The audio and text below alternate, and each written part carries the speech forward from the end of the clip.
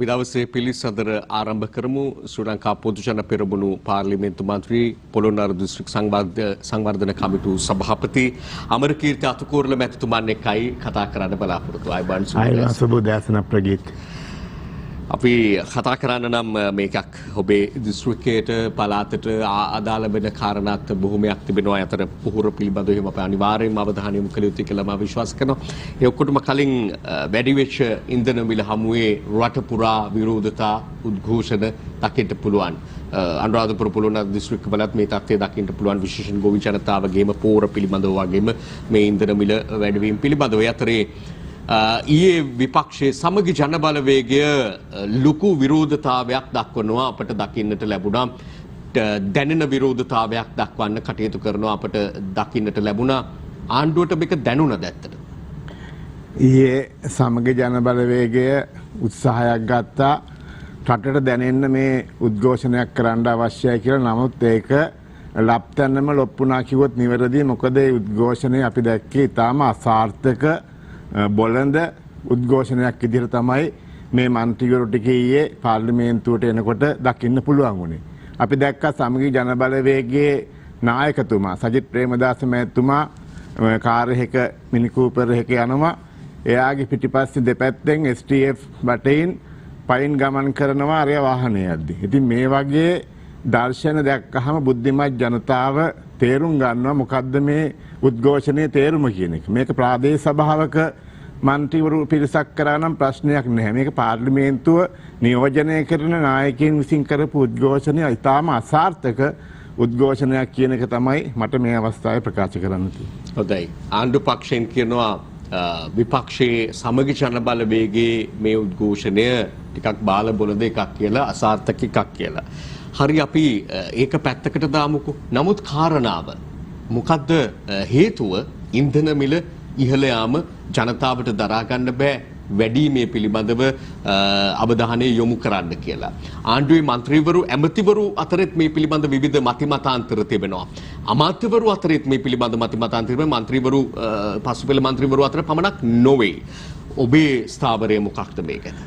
මේ වෙලාව ඇත්තටම ඉන්ධන මිල වැඩි කිරීම සුදුසු වෙලාවක් නොවන බව තමයි මගේ පෞද්ගලික මතය. මොකද රජයක් විදිහට අපි දන්නවා මේ රට බාර ගන්නකොට තිබිච්ච තත්ත්වය, පහුගිය යහපාලන ආණ්ඩුව මේ රටට කරපු විනාශය, මහ බැංකුව කොල්ල කාලා රටේ ආර්ථික වර්ධන වේගය ඍණ තත්ත්වයට ගෙනහැල්ලා මේ වගේ විශාල විනාශයක් කරපු රටක් තමයි අතිගරු ජනාධිපති ගෝඨාභය රාජපක්ෂ මැතිතුමාට බාර ගන්න සිද්ධ වුණේ.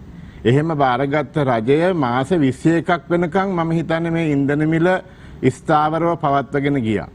නමුත් අපි දන්නවා රටේ තියෙන වර්තමාන මූල්‍ය ප්‍රතිපත්තිය ස්ථාවරත්වයට ගේන්න මහ බැංකුව කටයුතු කරන්න අවශ්‍යයි. මේ සියලුම කාරණා සැලකිල්ලට බලලා ජනතාවට ලොකු බරක් දෙන්නේ නැතුව මේ ඉන්ධන මිල වැඩි කරන්න සිද්ධ වුණේ කැමැත්තකින් නෙවෙයි. අපි ඒක නිසා තමයි අපේ පක්ෂයේ මහලේකම්වරයා පැහැදිලිව ප්‍රකාශයක් කරේ මේ ඉන්ධන මිල වැඩි කිරීම සුදුසු නැහැ කියන එක. නමුත් රජයක් විදිහටත් පක්ෂයක් විදිහටත් ප්‍රතිපත්ති දෙකක් තියෙන්න පුළුවන්. ඒ නිසා ශ්‍රී ලංකා පොදුජන පෙරමුණ නියෝජනය කරන මන්ත්‍රීවරයෙක් විදිහට මමත් කියනවා මේ වෙලාව සුදුසු වෙලාවක් නෙවෙයි ඉන්ධන මිල වැඩි කරන එක. ඔව්, දැන් අපි අහන මන්ත්‍රීවරයා බොහෝ වෙලාවට ආණ්ඩු පක්ෂය වුණත් කියන්නේ ওই කතාවම තමයි. දැන් ඔය වැඩි කරන වෙලාව වෙනකොට මන්ත්‍රීතුමනි බොරතෙල් බැරලයක මිල සටහන් උනේ ඇමරිකන් ඩොලර් 69 70 වගේ අගයක්.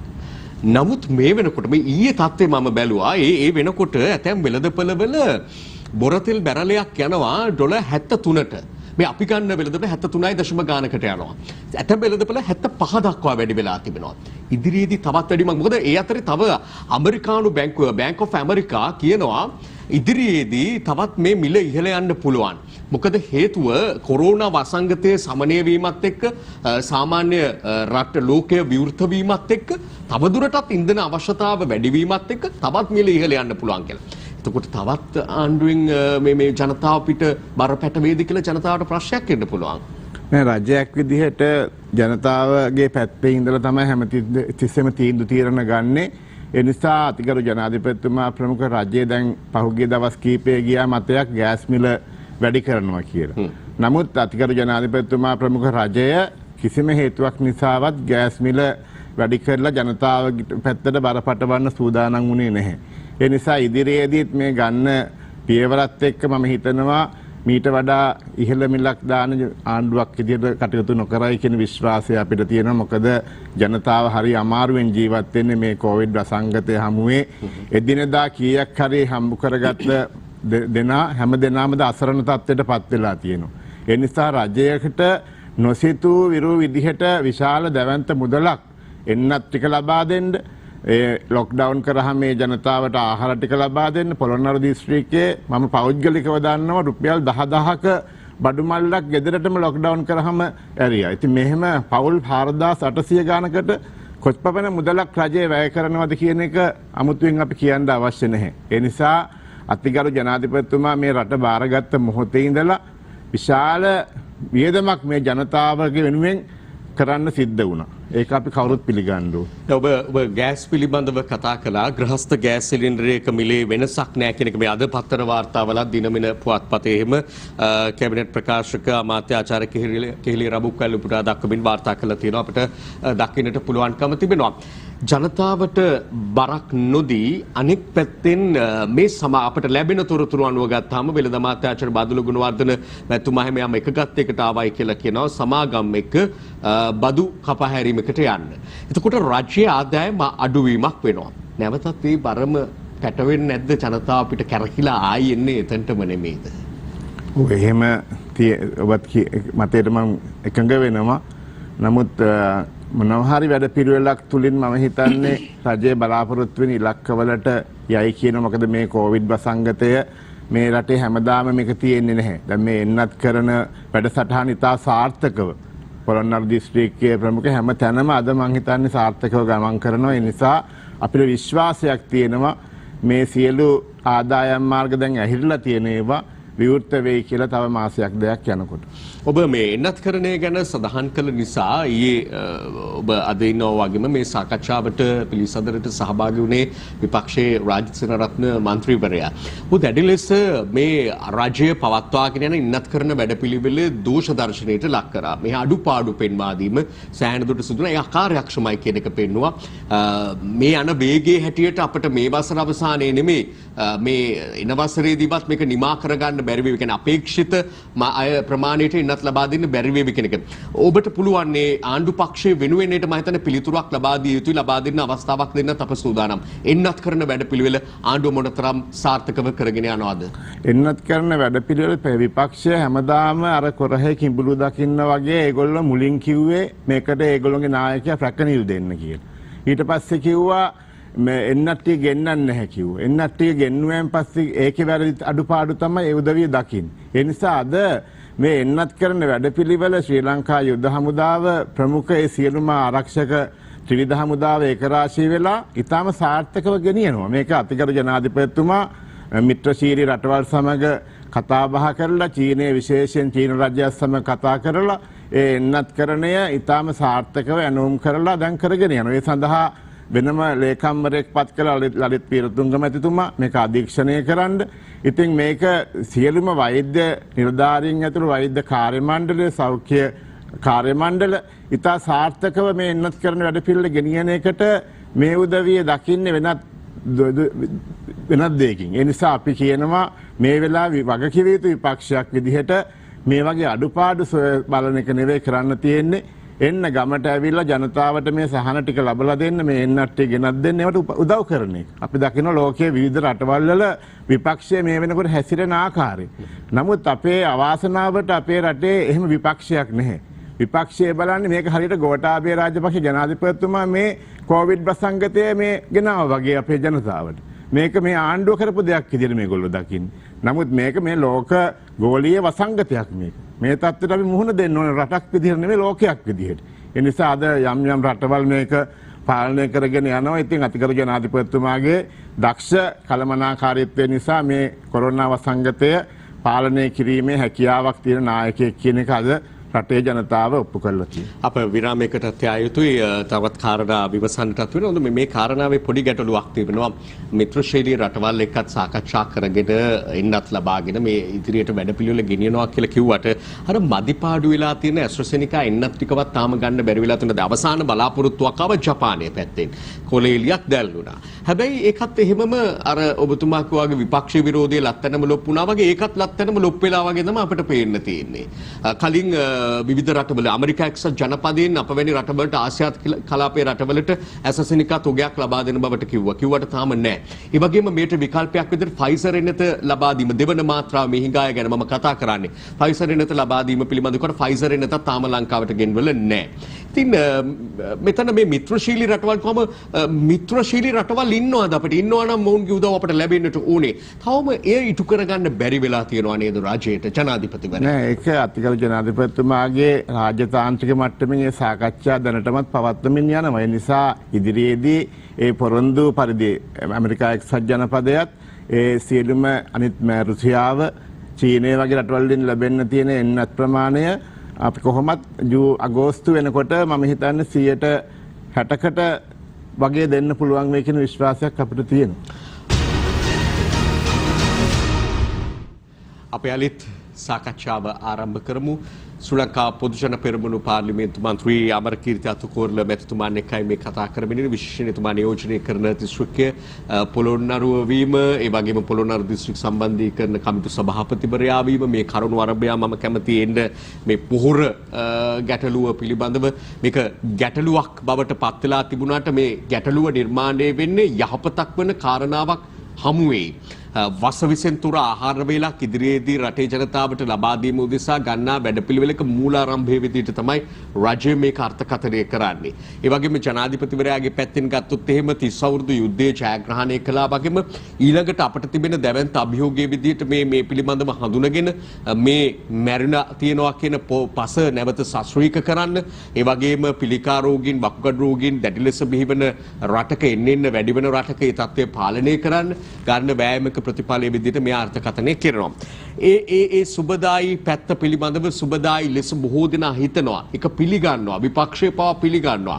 නමුත් මෙතන මන්ත්‍රීතුමනි ගැටලු මතුවලා තිබෙන්නේ වර්තමානයට, මේ කරගෙන යන කෘෂිකර්මාන්තයට, මේ පාර අස්වැන්නට, ඒ වගේම ඊළඟ කන්නේ කස්වැන්නට, ඒ ප්‍රමාණවත් වේද ජනතාවට, මේවා තමයි මතුවලා තියෙන ප්‍රශ්න. මේ සියල්ල අතර අපිට පේනවා විවිධ විරෝධතා ක්‍රියාත්මක වෙනවා. රට පුරා ගොවි ජනතාව, ගොවි සංවිධාන උද්ඝෝෂණ විරෝධතා දක්වනවා අපිට පේනෙන්න තිබෙනවා. ඉල්ලන්නේ පොහොර මදි කියනවා. ඇතැම් වෙලාවට දිගු පොලිම් තියෙනවා 100 ගාණක් ඉන්නවා. පොහොර මලු තියෙන්නේ බොහොම අතල උස්සකට පමණයි දෙන්න පුළුවන්කම තියෙන්නේ. හංගපුව ගැන තොරතුරු වෙනවා. හැබැයි මගේ ප්‍රශ්නය කාරණාව මේ ඔක්කොම කියාගෙන ආවේ මේක බොහොම බරපතල ප්‍රශ්නයක් කාරණාවක් වන නිසා ඔය තරම්ම හංගලද තියෙන්නේ. එහෙම නැත්තම් මේ පිළිබඳව තීන්දුව ගන්නකොට රටේ වර්තමාන ගොවිතැන්ට කෘෂිකර්මාන්තයට ප්‍රමාණවත් පරිදි පොහොර තිබෙනවද කියන එක හොයලා බලලා නෙවෙයිද පොහොර ගෙන්වන එක නැවැත්තුවේ. පැහැදිලි කිරීමක් කරන්න පුළුවන්ද මේ ගැන? විශේෂයෙන්ම මේ අවස්ථාවේ සිහිපත් කරන්න ඕනේ අතිගරු ජනාධිපති ගෝඨාභය රාජපක්ෂ මැතිතුමා අභියෝගවලට ආදරය කරන නායකයෙක්. එතුමා විශේෂයෙන්ම 30 අවුරුදු යුද්ධය නිමකරන්න හිටපු ජනාධිපති ගරු මහින්ද රාජපක්ෂ මැතිතුමාට ආරක්ෂක ලේකම්වරයා විදිහට වසර 30ක් තිස්සේ පැවතිච්ච කුරුරු යුද්ධය අවසන් කරන ත්‍රිවිධ හමුදාවට නායකත්වයේ දීලා ඒ සටන ජයගත්තා. ජනාධිපතිතුමා අපිව රැස්වෙච්ච හැම අවස්ථාවකම කියන්නේ දිස්ත්‍රික් සම්බන්ධීකරණ කමිටු සභාපතිවරුන්ගේ සාකච්ඡාවේදී එතුමා පැවසුවේ මේ අභියෝගයක් අපිට තියෙන්නේ. මේක එකපාරට පැල කරන්න අමාරුයි ගමේ ගිහිල්ලා. ඒ නිසා මේකට අපි මුහුණ දෙන්න ඕනේ. මොකද අද ලෝකයේ බහුජාතික සමාගම් වල විශාල මාෆියාවන් තියෙනවා. අද අංක 1ට තියෙන මාෆියාව තමයි බෙහෙත් ද්‍රව්‍ය ඖෂධ මාෆියාව. ඊළඟට තියෙන මාෆියාව තමයි මෙහි පොහොර රසායනික ද්‍රව්‍ය තියෙන මාෆියාව. ඒ නිසා මේ මාෆියාවන් වලට මුහුණ දීම ඉතාම පහසු නැහැ ප්‍රදීප්. ඒ නිසා අපි කියන්නේ ජනතාව පැත්තේ හිතලා අතිගරු ජනාධිපතිතුමා ගත්ත තීන්දුවක් මේක.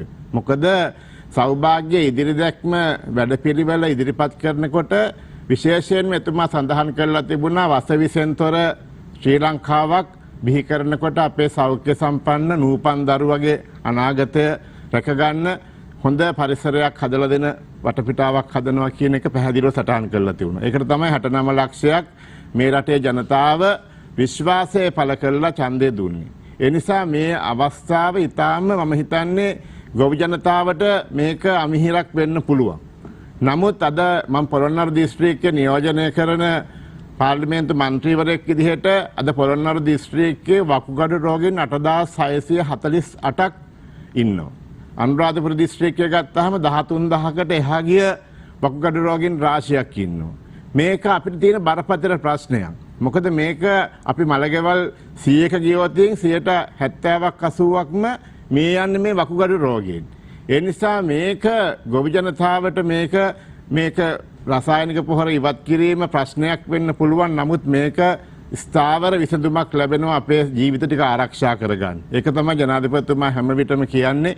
අපේට මේ රටේ නූපන් දරුවට මේ වසවිසෙන්තර ශ්‍රී ලංකාවක් නිර්මාණය කිරීම ඉතා වැදගත් කියන පණිවිඩ දෙන්නේ ඒකයි. ඒ නිසා එතුමා බලන්නේ මේ පොහොර හිගයක් මවාපාන අවස්ථා තියෙන. දැන් පොළොන්නරු දිස්ත්‍රික්කයට අවශ්‍ය පොහොර කෘෂිකර්ම අමාත්‍යමත් සමග සාකච්ඡා කරාම 92ක් ලැබිලා තියෙනවා. මේ 92 ලැබිච්ච එක නෙවෙයි පෙන්වන්නේ අර 8 නොලැබිච්ච එක තමයි මාධ්‍ය තුලින් පෙන්වන්නේ. ඒ නිසා මොකද ජනතාව වගා කරන්න උනන්දු වෙනවා. මොකද අනවසර ඉඩම් පවා ජනතාව අර සංඛ්‍යා ලේඛන වලට එහයින් ගිහිල්ලා වගා කරලා තියෙනවා. ඉතින් යම් සංඛ්‍යා ලේඛන පරස්පර වෙන්න පුළුවන්. නමුත් ගිය යල්කන්නේ නිකුත් කරපු පොහොර ප්‍රමාණය පොළොන්නරු දිස්ත්‍රික්කයේ ගෝ ජනතාවට ලැබිලා තියෙනවා. ඒ නිසා රටක් විදිහට මේවා හංගවා ගැනීමේ විවිධ කුමන්ත්‍රණ කරන පිරිසකුත් ඉන්න පුළුවන්. නමුත් පොහොර මම හිතන්නේ තව ප්‍රමාණයක් මදි. මොකද අතිරේක භෝග වගාකරුවන් එහෙම අපේ ඇලහැර ප්‍රදේශය ගත්තාම බීලූණු වගා කිරීම ඉතාමත් සුපරිත ප්‍රදේශයක්. අක්කර ගාණක් බීලූණු වගා කරනවා. දඹුල්ලට වැඩි ප්‍රමාණයක් බීලූණු වෙන්නේ ඇලහැරින්. ඒ නිසා ඒ ගොවියාගේ ප්‍රශ්නයක් තියෙනවා. ඒ ටිකත් අපි කඩිනමින් හෙට අනිද්දා වෙනකොට මම හිතන්නේ ඒ පොහොර ටිකත් ලබා දීලා මේ ප්‍රශ්නයට විසඳුමක් ලබා දීම තමයි රජයේ එකම අරමුණ. අප මේ තිබෙන විරෝධතාවල එහෙම දකිනවා බොහෝ වෙලාවට වගා පාළු වෙච්ච අවස්ථා. අස්වැන්න පිළිබඳව එතකොට අපිට සුබදායි බලාපොරොත්තුවක් ඇති කරගන්න බෑ. ඊළඟ කන්නේ යම් අනිවාර්යම අඩුවක් මේ තත්ත්වය උඩ පෙනුම් කරાવી. මේ අඩුව එන්නේ කාබනික පොහොර භාවිත කරලා නෙවෙයි මේ. කාබනික පොහොරට යොමු වීමත් පෙර ආතුව. එහෙම නැත්නම් මේ ජෛව විද්‍යාත්මක පොහොර භාවිතයට යොමු වීමට පෙර ආතුව ඉඳලා රසායනික පොහොර භාවිතය කරන වකවානුව තුල ගෙන්වීම තමයි තහනම් කරලා තියෙන්නේ. එතකොට මේකම බරපතල ප්‍රශ්නයක් වෙනවා. එතකොට රජයේ කියන හැටියට කන්නකින් දෙකකින් මේක විසඳෙයිද කියන ප්‍රශ්නය තමයි ජනතාවට තියෙන්නේ. ගොවියට වගේම පාරිභෝගික ජනතාවට මේ රටේම ජනතාවට මේක දැඩි ලෙස බලපානවා මන්ත්‍රීතුමනි. ඒ නිසායි මම අහන්නේ මේ පිළිබඳව මේ දැන් මේ පවත්වාගෙන යන කන්නේ මේ දාලා තියෙන වගාවන් ටික ගොඩ දා ගන්න හරි පොහොර සංගවල තිබෙන ඒවා ජනතාවට ලබා දීමට හෝ තව මොනවාම හරි ක්‍රමයකට විසඳුමකට යාමට පිළිබඳ රජය තුල අදහසක් තියෙනවද? එහෙමද අඩුමතර මේ සාකච්ඡා මට්ටමේ තියෙනවද? ඔබ දැනුවත් ආකාරයට මොකද්ද කරන්න යන්නේ මේ වෙනුවෙන් රජයක් විදියට? දැනට පොහොර සමහරක් තැන්වල බෙදලා ඉතුරු වෙච්ච ස්ථානක් තියෙනවා. යම් ස්ථාන බල ප්‍රදේශවල. ඉතින් මේක මම හිතන රටක් විදිහට ඔක්කොම ටික එකතු කරලා ගත්තොත් එහෙම මේක මම හිතන්නේ මේ 7%ක ප්‍රමාණය අපිට ඉවර කරගන්න පුළුවන් මේ කියන විශ්වාසයක් අපිට තියෙනවා. මොකද අද සමස්ත රටේම කුඹුරු කරලා තියෙනවා. ඉතාමත් හොඳ අස්වැන්නක් මේ කන්නේ බලාපොරොත්තු වෙනවා. ඉතින් මේකට විශේෂයෙන්ම පොහොර හිගේ බලපෑවේ අතිරේක භෝග වගාවට තමයි පොඩි ප්‍රශ්නයක් තිබුණේ. නැත්තම් මේ වී වගාවට මම හිතන්නේ 98%ක්ම වගේම පොහොර ලැබිලා ඒක ඔක්කොම සම්පූර්ණ කරලා ඉවරයි. මේ තියෙන්නේ අර අතිරේක භෝග වගාවට තිමි පොහොර ටික මුදල් ගෙවලා ගන්න බැරි ප්‍රශ්න තමයි තියෙන්නේ. ඒ ප්‍රශ්නවත් මම හිතන්නේ ඉක්මනින්ම අමතුමා විසඳුමක් ලබා දෙයි මේ සතිය ඇතුළත. ඔබතුමා කිව්වත් වගේ විශේෂයෙන් තේ කර්මාන්තයට දැඩි ලෙස මේ තත්ත්වය බලපා ඇති බවට තොරතුරු වාර්තා වෙනවා. ඒ වගේම අප මේ ජනතාවක් විදියට මම හිතන්නේ ඒකත් ඔබතුමාට කියන්න ඕන නම් මම අවස්ථාව දෙන්නටත් සූදානම්. මේ කාබනික පොහොරට යොමු වීමේ වැදගත්කම සහ කාබනික පොහොර කියවම සමාලලට ඔලුවට එන්න පුළුවන් මේ කොම්පෝස්ට් පොහොර හදන එක ගැන පමණයි. ඊට එහා ගිය සංකල්පයක් මේක. ඊට එහා ගිහින් මේ රට මේ පොළොව යලි පොළොවට පණ දෙන්න ගන්න උත්සාහයක් හුස්ම දෙන්න ගන්න උත්සාහයක් දෙයක් විදිහට තමයි රජයේ මේ අර්ථකථනය කරන්නේ. ඒ නිසා අප මිනිත්තු කිහිපයක් ගත්තට කමක් නැහැ මෙහි වැදගත්කම පිළිබඳව ජනතාව දැනුවත් කරන්න. විශේෂයෙන්ම ප්‍රජිත් අපි කියන්න ඕනේ අපි මෙච්චර කල් කාලා බීලා තියෙන්නේ වසවිස. මොකද මම පෞද්ගලිකව දන්නවා නුවරඑළියේ මහා පරිමාණයේ ව්‍යාපාරිකයෙක් ඉන්න එළවලු වගා කරන අපි ඒ නිවසට ගියාම එයාගේ පවුලේ කට්ටියට ආහාරකට ගන්න සඳහා වෙනම පර්චස් 10ක විතර බිම් කොටසක් තමයි වගා කරලා ඒවා වෙනම ගෙදර කට්ටියට අනුභව කරන්නේ. ජනතාවට වස විසදාපු ටික තමයි යවන්නේ. ඉතින් මේක තමයි මේ ප්‍රතිපත්තිය ඒගොල්ලෝන්ගේ. ඒ නිසා මේක තමයි ජනාධිපතිතුමා අවධානය යොමු කරලා තියෙන්නේ. මොකද පොළොන්නරු දිස්ත්‍රික්කයේ ආශ්‍රිතව හිටපු ජනාධිපති මෛත්‍රීපාල සිරිසේන මහත්මයා වකුගඩු රෝහලක් ස්ථාපිත කරන්න සිද්ධ වුණෙත් අනුරාධපුරයේ පොළොන්නරුව අම්පාර බදුල්ල මේ දිස්ත්‍රික්කවල ඉන්න මේ වකුගඩු රෝගීන්ගේ පහසුව සඳහා. ඒ නිසා අපි කියන්නේ පැරණි ක්‍රම අපි දැන් අපේ වසර 30ක් යුද්ධය තිබුණා යාපනයේ ප්‍රදේශයේ. පොහොර 8ක් යාපනයට ගියේ නැහැ. ඒ ජනතාව ඉතාම ලස්සනට මේ කොම්පෝස්ට් කාබනික පොහොර යොදාගෙන තමන්ගේ අස්වැනු ලබා ගත්තා. ඒක අපිට හොඳ ආදර්ශයක් ලැබලා දීලා තියෙනවා. දරුවව ඉස්කෝලේට යනකොට යාපනයේ ජනතාව මොනවාරි ගෙදර තියෙන කුණු ටික පාරේ තියෙනවා අකුල්ලගෙන හැවිල්ලා ගෙදර ඒ කොම්පෝස්ට් එකට එකතු කරලා තියෙනවා. ඉතින් ඇයි අපිට බැරි මේ ක්‍රමයට යන්න? මොකද මේක හිටපු ජනාධිපති ජේ.ආර්. ජයවර්ධන මහත්මයා විවෘත ආර්ථිකය රටට ගෙනාවයින් පස්සේ තමයි මේ සියලුම දේවල් මේ විවෘත ආර්ථිකය සමග රසායනික පොහොර මේ සියලුම දේවල් කෘමිනාශක ලංකාවට එන්න ගත්තේ. ඊට කලින් අපි දැක්කා ඉතාමත් අපේ ගොවි මහතුරු මහන්සි වෙලා. අද නිකන් ඉස්සර හිටියා සාම්ප්‍රදායික ගොවිය නෙමෙයි අද ඉන්නේ. අද මොඩ් ගොවියක් තත්ත්වයට පත් කරේ විවෘත ආර්ථිකය සමග. නැත්තම් එදා දෙහිය හාලා සීසාලා ඒ සම්ප්‍රදායික ගොවිතැන ඉතාම ලස්සනට කරගෙන ගියා. ඒ පොළවේ මිත්‍ර සත්වයෝ හිටියා, ගැඩවිල්ලෝ හිටියා, අනිකුත් ගොවියස් සමග මිතුරු සතුන් හිටියා. අද එකක්වත් නැහැ. මේ ඔක්කොම වෙලා තියෙන අපේ ජල මූලාශ්‍ර ඒ සියල්ලම මේ රසායනික පොහොර නිසා තමයි අද පරිසරය විනාශ වෙලා තියෙන්නේ. ඒ නිසා මේ තත්ත්වය දිගින් දිගටම ගියොතින් විශාල බරපතල ප්‍රශ්නයකට මුහුණ දෙන්න අපිට සිද්ධ වෙනවා. අද වකුගඩු රෝගියෙක් ගෙදරක ඉන්නවා නම් ප්‍රගීත් ඒ පවුලම විනාශයි. ඒ දරුවන්ගේ අධ්‍යාපනය නැත්තටම නැති වෙනවා. ඉඩකඩම් විකුණන්න සිද්ධ වෙනවා. ඩයලයිසස් කරන්න මාසෙට 3 පාරක් අරන් එන්න සල්ලි නැහැ. ඉතින් මේ වකුගඩු රෝගියෙක් ගෙදරක ඉන්නවනම් අද පවුල් 8000 ගාණක් පොළොන්නරු දිස්ත්‍රික්කේ අනාථ වෙලා ඉන්නේ. ඉතින් මේ තත්ත්වයටම අපි මුහුණ දෙනවද? නැත්නම් අපේ දරුවව අපි සෞඛ්‍ය සම්පන්න දරුවෙක් රටට නිර්මාණය කරනවද කියන එක අපි තෝරගන්න ඕනේ. හොඳයි අපිට තිබෙන්නේ බොහොම සුළු වෙලාවක් අවසාන කාරණාවට එමු. අද රනිල් වික්‍රමසිංහ මහත්මයා පාර්ලිමේන්තුවට පැමිණෙන බව දැනගන්නට ලැබෙනවා. එක්සත් ජාතික පක්ෂයට හිමි ජාතික ලයිස්තු මන්ත්‍රී අසුන සඳහා. ඒ සාමාන්‍යයෙන් හිටපු විපක්ෂ නායකවරයා, හිටපු අග්‍රාමාත්‍යවරයා, ඒ වගේම එක්සත් ජාතික පක්ෂේ නායකතුමා. ඒ වගේ කෙනෙක් එනකොට සාමාන්‍ය විය යුතු ආකාරය එය විපක්ෂයට ශක්තියක් වෙන්න ඕනේ. විපක්ෂය සවිබල ගැන්වෙන අවස්ථාවක් බවට පත් වෙන්න ඕනේ. ආණ්ඩුවට අභියෝගයක් බවට පත් වෙන්න ඕනේ. නමුත් අපිට පේන තත්ත්වය විපක්ෂයට අභියෝගයක් වෙලා ආණ්ඩුවට සහාය දෙන්න එනවා කියලා කතාව තමයි තනතන ඇහෙන්න පටන් ගන්න තියෙන්නේ. මොකද මේ ආණ්ඩුවට සහාය දෙන්න යන කතාවත් අගමැතිතුමා එතුමා හම්බ වෙලා පාර්ලිමේන්තුවෙ එන්න කිව්වා කියන කතාවෙත් ඇත්ත නැත්ත මොකක්ද? ඒකනම් එහෙම මට පෞද්ගලික විදිහට මම දන්නේ නැහැ. මොකද රනිල් වික්‍රමසිංහ මහත්තයා කියන්නේත් මේ රටේ දාමත් දේශපාලනය අතින් පරම්පරාගත දේශපාලන පවුලක රාජ්‍යතාන්ත්‍රික නායකයෙක් විදිහට අපි පිළිගන්න පුද්ගලයෙක්. අපි සුබ පතනවා රනිල් වික්‍රමසිංහ මැතිතුමාට. නමුත් අගමැති එතුමාට ආරාධනා කරා කියන එක නම් අපි ප්‍රතික්ෂේප කරනවා. මොකද අපේ අතර පක්ෂ දෙකක් මේක. එක්සත් ජාතික පක්ෂයේ නායකයා තමයි රනිල් වික්‍රමසිංහ මැතිතුමා. එතුමා අපේ පදේ නටන සූදානම් වෙන එකකුත් නෑ. අපි එතුමාට අපිට අපේ සහයෝගය තියෙනවා. අපිට පාර්ලිමේන්තුවේ 3/2ක බලයක් තියෙන පක්ෂයක් විදිහට ශ්‍රී ලංකා පොදු ජන පෙරමුණ ප්‍රමුඛ හවුල්කාර පක්ෂයත් එක්ක ඉතින් අපි ආණ්ඩුක්‍රම ව්‍යවස්ථා 20 වෙනි සංශෝධනය සම්මත කරා. අපේ බලය උරගා බලුවොත් ඕනම අවස්ථාවක පාර්ලිමේන්තුවේ 3/2 බලයක් තියෙනවා. ඉතින් රනිල් වික්‍රමසිංහ මහත්මයා තමයි තීරණය කරන්න ඕනේ එතුමා ආණ්ඩුවට සහයෝගය දෙනවද නැද්ද කියන එක. මේ ඔබ දීපු පිළිතුරත් එක්ක මට ඉතාම කෙටි පිළිතුරක් දෙන්න තව ප්‍රශ්නයක් පැන නගිනවා. දැන් සමගි ජන බලවේගයේ ඒ දීපු විශ්වාස භංගයේදීත් අත්සන් කරන්නේ മന്ത്രിවරු 43යි නේද අත්සන් කරලා තියෙන්නේ. ඉතිරි අය ගත්තාම 20ට පක්ෂ වෙච්ච අය අත්සන් කරන්නේ නැහැ. මනෝ ගණේෂන් මැතිතුමා අත්සන් කළා නැහැ කියලා දැනගන්න. රිෂාඩ් බදුද්දීන් මැතිතුමා අත්සන් කළා නැහැ. විදේශගත වෙන්න දිගම්බරන් මන්ත්‍රීතුමා අත්සන් කළා නැහැ. මේ ආදී වශයෙන් පිරිසක් අත්සන් කළා නැහැ. කියන්නේ සමගි ජන බලවේගයටත් බැරි වෙලා තිබෙනවා මේ විශ්වාස භංගයටත් ඔක්කොගේම අත්සන් ටිකවත් ගන්න අඩුම තරමේ. ආණ්ඩු පක්ෂයේත් පහුගිය දවස්වල යම් එවැනි තත්ත්වයන් පෙන්눔 කරා මේ ඇති වෙලා තිබෙන අභ්‍යන්තර අර්බුද මේවත් එක ආණ්ඩුවට 3-2 තියෙනවා කියලා ඔබ හිතනවාද දැන් මේ මොහොත වෙන විට ආණ්ඩුවට අවශ්‍ය වෙලාවේ 3-2 ජනමතය පෙන්වන්න පුළුවන් අපිට පක්ෂයක් ඔක්කොම කතා කරායින් පස්සේ එහෙම අඩුවීමක් වෙලා නැහැ. ඒ අවශ්‍ය වෙලාවේදී 3-2 පෙන්වන්න අවශ්‍ය වෙලාවදී පෙන්වනවා.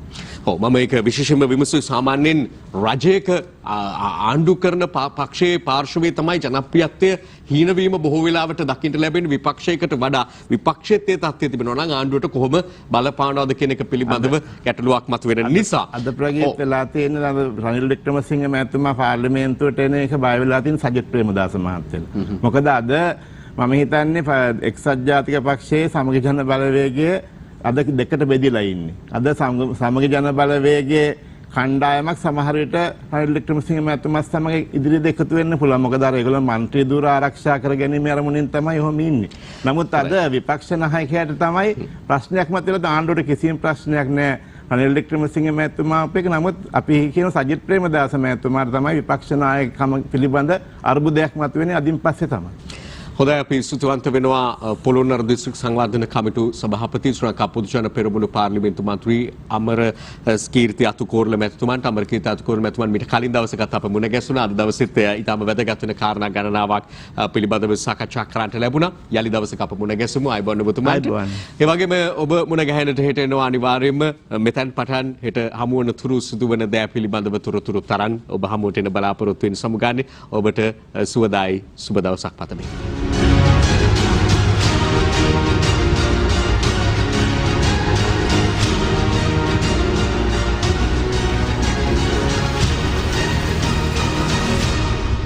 දිනපතා අලුත් වීඩියෝ සහ ප්‍රවෘත්ති නැරඹීමට ඉහත බටන් එක ක්ලික් කර සියත TV සබ්ස්ක්‍රයිබ් කරන්න.